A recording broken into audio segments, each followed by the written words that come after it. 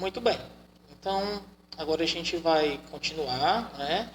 A gente vai continuar vendo um pouco da arte africana, mas vamos agora ver como a arte africana ela apareceu no nosso país, né?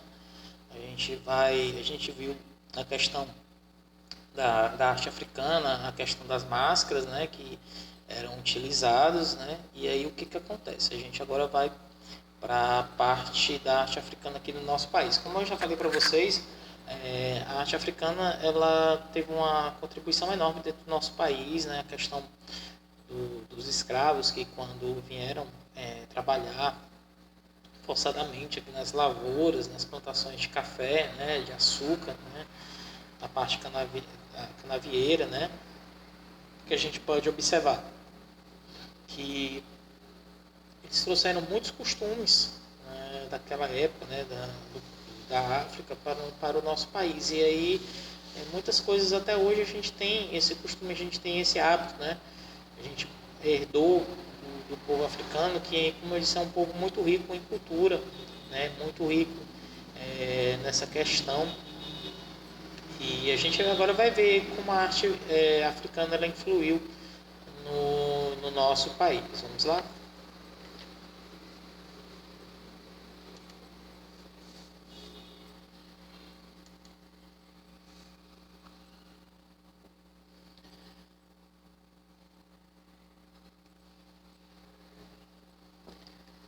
A arte africana chegou ao Brasil através dos escravos, né? Então, como já foi dito, né? Então, os escravos que foram trazidos forçadamente, né? Eles não vieram por livre é, forma, né? Por livre ideia, eles vieram forçados, né? Eles foram trazidos para cá pelos portugueses durante os períodos colonial e imperial, ou seja, no tempo do Brasil colônia e no tempo do Brasil império, né?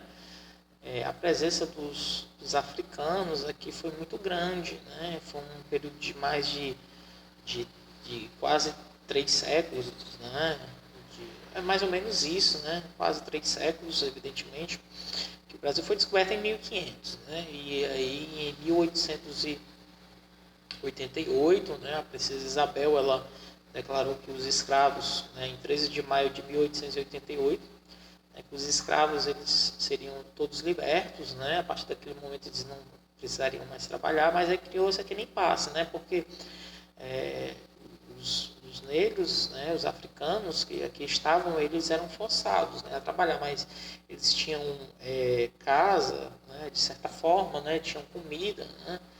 Mas aí depois que acabou a escravidão no nosso país, ficou aquela dúvida, né? Poxa, e agora? Como é que nós vamos nos alimentar, onde nós vamos morar, não é? Então, viu-se muito isso, né? E o que aconteceu, né? De certa forma, alguns africanos ainda continuaram trabalhando para os senhores de engenho, né? Naquele período, porque eles não tinham para onde ir, né? Então, eles ainda continuaram trabalhando para esses senhores, né? Então, o que foi que aconteceu? Então, voltando aqui para a parte da África, né? Então, a arte africana, ela foi caracterizada durante esse período, né? Durante esse período. E o que foi que aconteceu?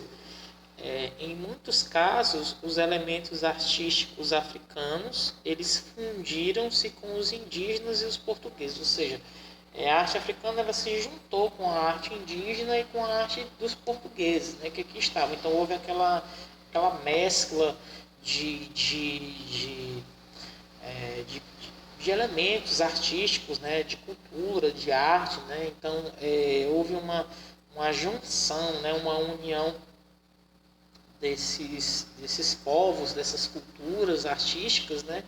E o que foi que aconteceu? Houve a geração de novos componentes artísticos, né? De uma magnífica arte afro-brasileira. Então, assim, é, juntou-se a arte indígena com a arte africana com a arte portuguesa, né?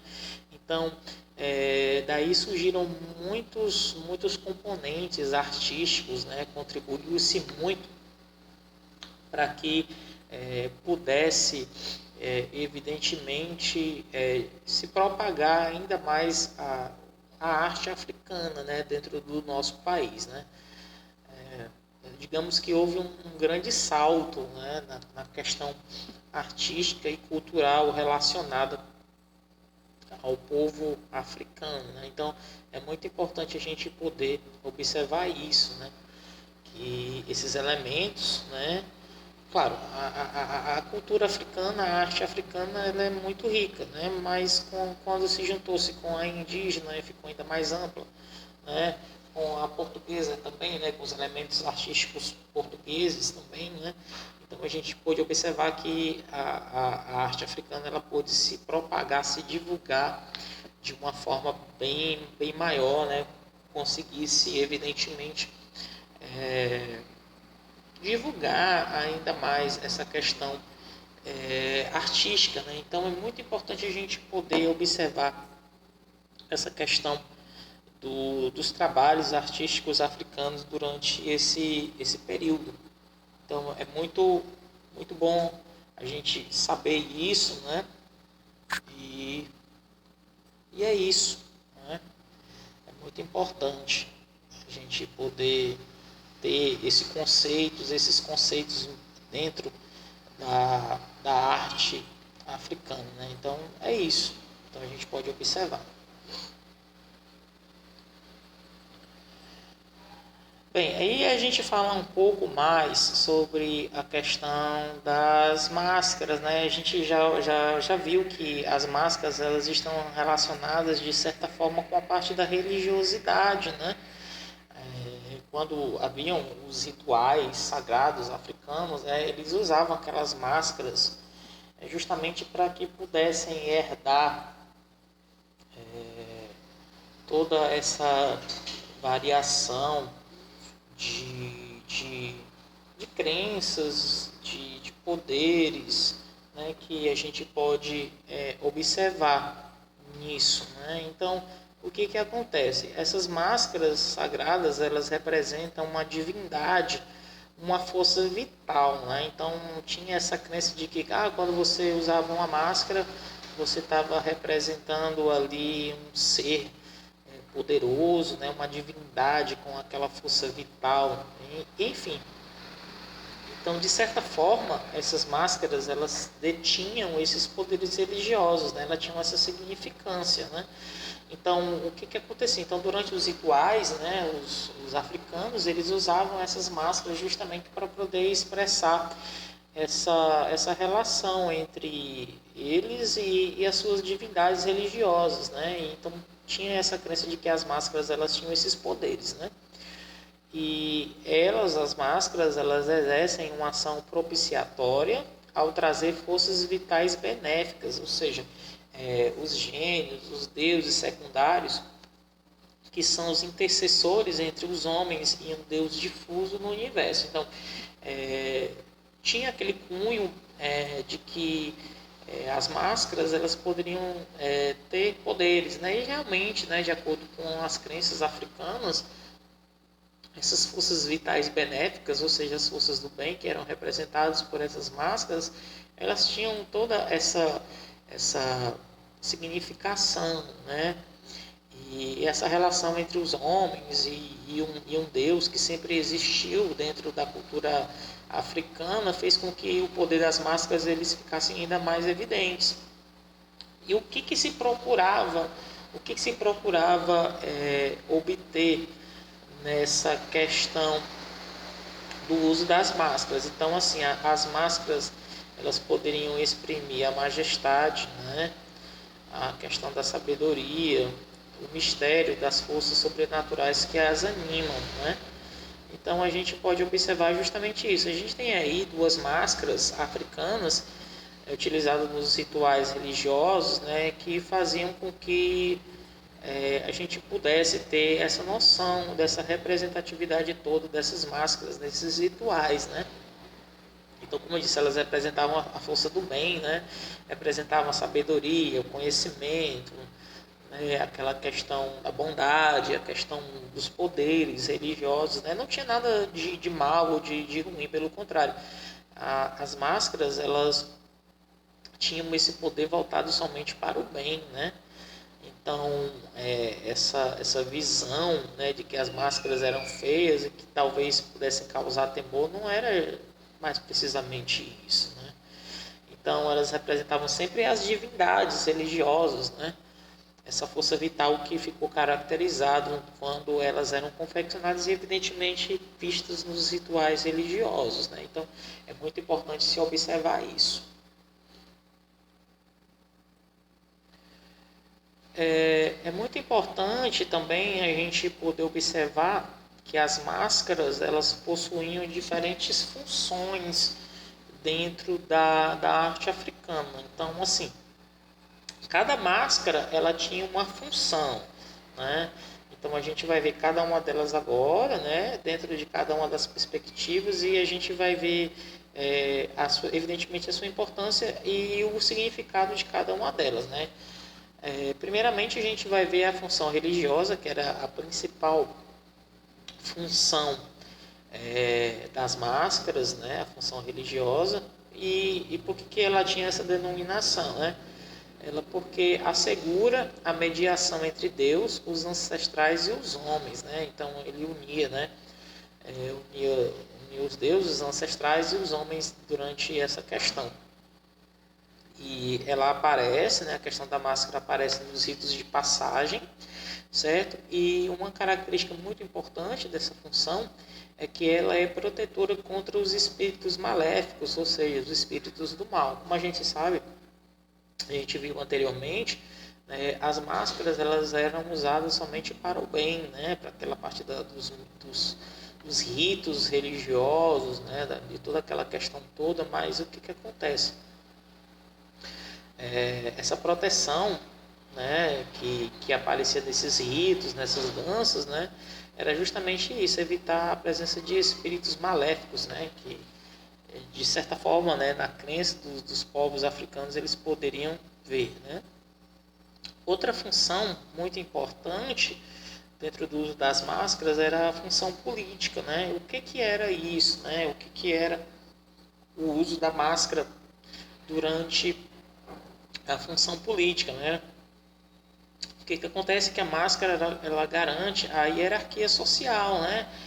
Dos mais nobres até os mais menos abastados, né? Então essa hierarquia social era caracterizada por essa questão do uso das máscaras, né? E que a instância suprema para o regulamento de todos os problemas que podem vir a acontecer na comunidade. Então era usado essas máscaras, né? Então esse uso dessa máscara na função política, né? Ela faz respeitar a ordem e a justiça e intervém em todas as decisões vitais, né? Então assim, dentro da sociedade, né, aquelas pessoas que eram mais abastadas financeiramente, elas usavam um tipo de máscara, né? Aquelas pessoas que viviam numa classe social média, né, elas usavam outro tipo, e aquelas de uma classe social mais baixa, elas, né, usavam outros tipos de máscara, mas elas tinham essa questão da hierarquia, né, dos mais ricos aos mais pobres, né? Então tinha essa diferenciação, essa questão do uso da máscara dentro da função política. Então eles estavam muito preocupados em caracterizar o respeito e a ordem, né? E a justiça que sempre prevaleceu entre as classes sociais africanas, né? E por fim, né, mais uma função importante dentro do uso das máscaras é a função social. Qual o objetivo dessa função? Ela procura manter a harmonia da comunidade e assegura a perenidade do saber. Assegura os laços entre os ancestrais e os vivos e traz para a vila as bênçãos dos ancestrais. Então, essa função social ela é muito importante, né? Porque ela busca aquela harmonia, né? Entre os povos, né? Que não vivessem em guerra, que não vivessem em atrito, né? Então, essa questão dos laços, né? Entre os ancestrais e os vivos, né? Ela, de certa forma, ela faz com que as funções, né, a função social ela divirja das outras justamente por causa disso, né? Claro, a função religiosa é importante, a função política também, mas a função social, quando se é tratada dessa questão da harmonia, né, de se viver em paz, né, de todos os povos, ela é muito importante.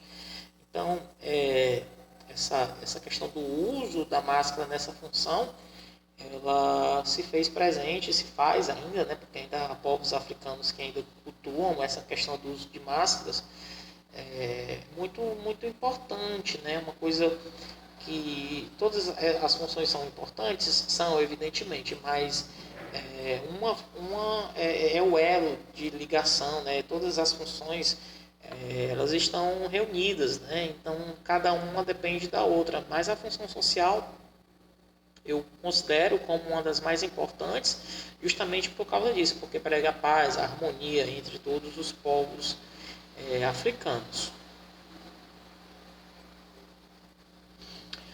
Bem, aí nós vimos 3 tipos de funções, mas ainda nós temos mais algumas, né? Por exemplo, a gente tem a função cultural e educativa, né? Também muito importante, né? E o que essas máscaras elas representavam, né? Dentro desse contexto, né? As máscaras são depositárias da cultura de uma etnia, né? De uma raça, né? Então, como já foi dito para vocês anteriormente, cada povo africano ele tem a sua característica própria, ela tem a sua forma de pensar, de agir, tem os seus costumes. Então, nenhum povo africano é igual ao outro, né? Então, essa função cultural e educativa ela tem essa característica da cultura da etnia, né, de cada povo, né, os costumes étnicos, né, da sociedade. E o que acontece? Há uma sucessão, né, os homens se sucedem, né, vão se sucedendo, né, os povos desaparecem, a sociedade vai evoluindo, né, a questão da cultura, a questão da arte, né, a questão da sociedade vai evoluindo, mas o que acontece? A máscara ela permanece após a sua criação até o término de muitas mutações, né? Então, quando os povos eles vão evoluindo, vão crescendo, vão desaparecendo, a sociedade vai evoluindo, a máscara permanece ainda como um símbolo, né? de mutação, um símbolo de renovação. Então, a gente pode observar isso. A função de iniciação, né? Outra função também importante dentro do contexto da arte africana, né? Ela consiste que os segredos ligados à sua existência fazem parte dos ensinamentos ministrados aos jovens iniciados. Então, aqueles jovens que estão sendo colocados na sociedade, né, que ainda não tem aquela questão dos ensinamentos, né, que ainda são muito imaturos, muito jovens ainda, né, e precisam conhecer bastante a questão cultural africana, então eles são inseridos dentro dessa parte da função de iniciação. Então é muito importante salientar isso. Outra coisa importante também é a função funerária. E aí a gente já vai para aquela parte já da morte, né? Enfim, né? daquela parte daquela cultuação, né? Que ela fala sobre a intervenção das máscaras que tem um papel purificador. E qual é esse papel purificador? É a questão da morte, né? A morte ela introduz uma forma de desequilíbrio na sociedade e isso é como uma mancha que deve ser lavada. Então, é importante a gente salientar isso, né? Essa função funerária, né? Ela é tão importante quanto as outras ela é o oposto da função de iniciação. E quando a função de iniciação, como o próprio nome diz, ela está ligada à questão do começo dos conhecimentos, né, da aquisição de conhecimentos para a vida, né, a função funerária é o oposto, né, que ela tem a morte como essa forma de desequilíbrio na sociedade, né, e como é bem falado, né, é uma mancha que deve ser lavada. Então, assim, a morte sempre foi vista como uma coisa ruim, né, uma coisa que é um término, né? Então, a iniciação já está dizendo, função de iniciação é início e a função funerária, né, como se fosse o término de tudo, né, um ciclo, né, que se iniciou-se com a aquisição dos conhecimentos aos jovens, né, dos ensinamentos e que termina esse ciclo de acordo com a morte, né. Então, ela é tratada como uma forma de desequilíbrio, né, até hoje a gente pode observar isso. E também a gente tem a questão das máscaras animais, né, que se diversificaram a partir do reconhecimento do papel que o animal exerce junto ao homem, né. Então é muito importante poder se observar isso nessa questão das máscaras animais, né. E claro, as máscaras elas tinham um cunho de formas humanas, mas em alguns rituais, né, em alguns tipos de funções as máscaras animais estavam presentes. coisa que a gente precisa observar, além da questão do grafismo, da questão das formas das máscaras, era o simbolismo de algumas cores, ou seja, quando uma máscara ela era apresentada em uma cor, ela tinha uma simbologia. Então a gente vai poder ver agora o que cada cor de máscara ela procurava retratar, né? Então assim, primeiramente o branco, né? Uma máscara de cor branca, ela tem o significado de uma cor de passagem, né? A passagem da morte ao renascimento, é como se fosse uma ressurreição, né? Um renascer, né? Então a mutação de um ser. Então era como se fosse, como a gente sabe, a cor branca ela simboliza a paz, né? Simboliza o renascimento. Então dentro da cultura africana também a cor branca ela está relacionada a isso, né? Uma cor de passagem, uma cor de pureza, uma cor de mudança, né? Uma cor de paz, como a própria significação diz. Então o branco ele está relacionado a isso.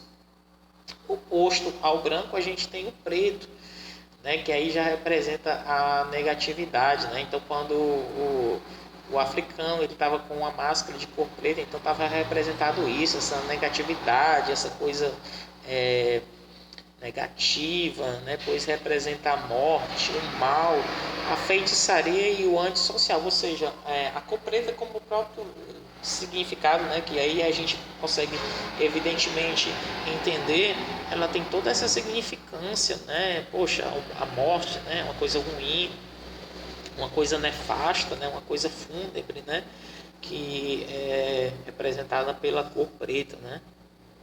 A gente também tinha umas máscaras de cor vermelha, e aí no caso a gente tinha um símbolo ambivalente, ou seja, a gente tinha duas significâncias, né? O primeiro significado é que ele representa o sangue, o fogo, o sol e o calor, né? Mas também a reintegração de um ser marginal, a fecundidade e o poder, né? Então tinha essas duas vertentes, né? Representação do sangue, do fogo, né? Aquela questão do poder, do calor, evidentemente, mas aí também significava aquela questão da fecundidade, do poder que era representado dentro das civilizações, né? Dos povos africanos, né? Enfim. O amarelo, mais uma cor que era representado, né, nas máscaras. Então essa cor, o que ela representa? Também representa a paz, né? Aquela questão da tranquilidade, da serenidade, né? A fortuna, a fertilidade, olha aí, a fertilidade está diretamente relacionada com o amarelo, né? A eternidade, né? Mas de certa forma tem aí uma questão oposta, né? Que ao mesmo tempo que ela representa todos esses sentimentos bons, né? A paz, a serenidade, a fortuna, a fertilidade e a eternidade, ela também passa pelo declínio, né? E o anúncio da morte. Olha aí, engraçado, né? Que geralmente essas cores, como vocês estão podendo observar, elas têm de certa forma formas opostas, né? O vermelho, como vocês viram, e agora o amarelo, né? Elas representam um paradoxo, né? Uma forma de pensamentos, né? De visão totalmente opostos, né? Então é importante salientar isso. O azul, né? Engraçado, o azul aqui para nós, o Ocidente, né? Uma cor boa, né? Uma cor que traz uma serenidade. Já uma máscara de cor azul era uma cor negativa, que representa a frieza, né? Mas paradoxalmente, né? Olha aí, como disse, né? Como eu acabei de explicar para vocês, né? Ao mesmo tempo que ela representa a frieza, aquela coisa mais fria, né? Aquela coisa mais, né? Ela representa também a pureza, o sonho e o repouso terrestre. Ou seja, vocês estão podendo observar que essas cores, em sua grande parte, elas trabalham com ideias bem opostas, né? Com ideias bem distintas, né? E o verde, ele representa a crença, o nascimento e a virilidade, né? É bastante importante a gente poder observar isso. Então, o verde, ele representa isso. A crença nos valores, nos valores éticos, nos valores morais, né? O nascimento, né? É onde tudo começa, onde tudo se inicia, e a virilidade, né? Isso tudo está relacionado com as máscaras da cor verde. Então vocês viram que cada cor dessa ela possui o seu simbolismo, ela tem a sua importância, né? Então é isso. Outra coisa também que a gente pode observar, que a gente viu em aulas anteriores, né, na parte da arte egípcia, que a gente viu na primeira aula, é a questão da cerâmica, né? A cerâmica, né, que é uma das formas de arte que são muito difundidas entre as civilizações, né? A gente também pode observar a cerâmica africana, né? A gente pode observar que é uma cerâmica muito bem trabalhada, muito bem arquitetada, com uma riqueza grande de detalhes, né? De formas geométricas, né? É, que eram utilizados nos rituais, nas festas, ou até mesmo como uma questão de adorno, né, das casas, enfim. Então, outras artes, como a cerâmica, né, a cestaria, que é a questão da fabricação de cestos, né, os adornos corporais, eram feitas tradicionalmente por todas as sociedades, né? Então, todas as sociedades elas estavam preocupadas com essa questão da beleza, da estética, né? Da cerâmica, de outros materiais, de outros compostos, né? De outros artefatos. Né? E eram feitos por todas as sociedades, né, africanas naquele período. E o que acontecia? Quando eles produziam esses materiais, eles estavam fazendo para que fossem respondidas às necessidades cotidianas, né? E dos rituais. Por exemplo, os vasos, né, eles eram colocados para armazenar água, qualquer tipo de bebida ou algum alimento, alguma coisa dessa forma, né? Os adornos corporais, como os colares, né? Os brincos, enfim, todos esse tipo de material eles eram utilizados pelos povos africanos, né? Naqueles rituais que eles utilizavam, né? Nas danças, né? Nas festas, enfim. E a gente pode destacar que essas técnicas eram mais usadas do que a escultura. Então, assim, era o oposto, né? Os africanos eles não se preocupavam muito com a questão das esculturas, né? Eles se preocupavam mais com essa questão da cerâmica, né? Dessas técnicas que eram mais utilizadas, né? A escultura não era o forte do povo africano, né?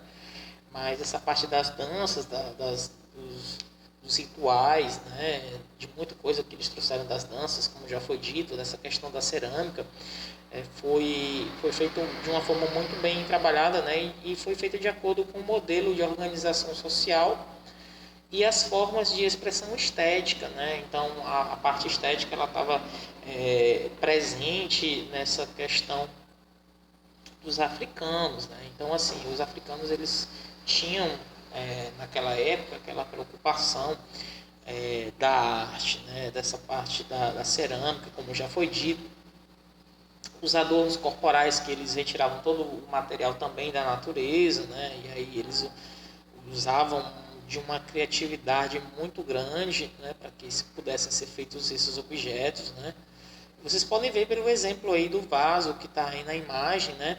Que eles usavam os recursos gráficos, né?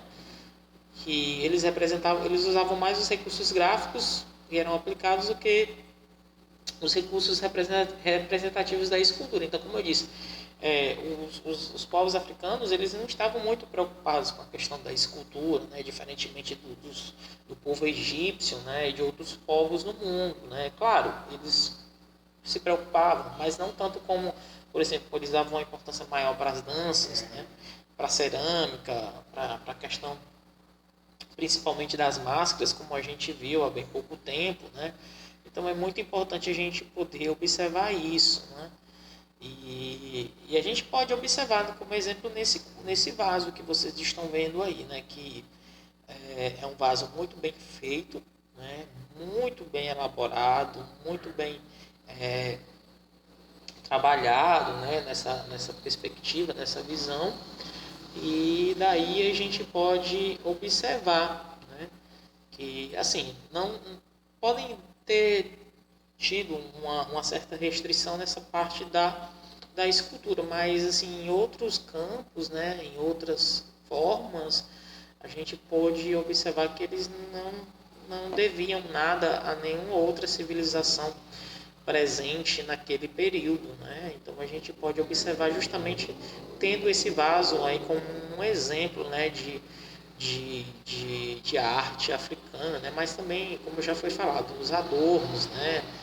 na questão das pinturas, na questão das danças, principalmente a gente tem a capoeira como uma dança, né, como usam como uma luta, mas é uma dança, né, trazida pelos africanos durante aquele período colonial, enfim.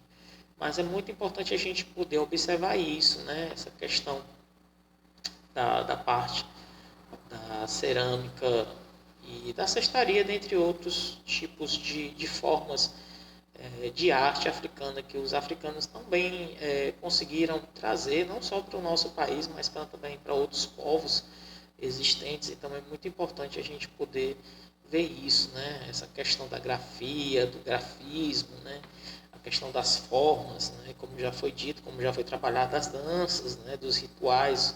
Os africanos, eles são os africanos, né, o povo africano é um povo muito religioso, né, eles têm as suas crenças, né, têm a sua forma de ver o mundo, mas respeita evidentemente bastante todas as outras, né, como já foi falado, do candomblé, né, a questão da umbanda, né, que são questões religiosas, né, que todos nós devemos respeitar, evidentemente, né, toda aquela questão religiosa, aquela questão sociocultural. Então tudo isso é importante se fazer, né? Então é muito importante a gente poder observar isso, né? E evidentemente aplicar os conhecimentos que a gente procurou adquirir, né, da arte africana na aula de hoje. E é isso, pessoal. Eu espero que vocês tenham gostado, tá? A gente fez aquele apanhado, né, desde o começo, falando sobre a parte da arte africana, passando pelo deserto do Saara, evidentemente, né, que serviu como barreira entre o norte da África e os outros povos do continente, né. A gente viu a questão das máscaras, né, que tem a sua significância, tem o seu simbolismo, né, cada máscara de uma cor ela representa mais de uma forma, às vezes uma apresenta uma forma, mas paradoxalmente a gente pode observar que são formas diferentes, né? E toda essa questão da cestaria, a questão da cerâmica, né? Eles não estavam preocupados com a escultura, mas não eram fortes, mas não significa dizer que eles não exploravam essa questão da escultura, mas a gente pôde observar isso nessa aula de hoje.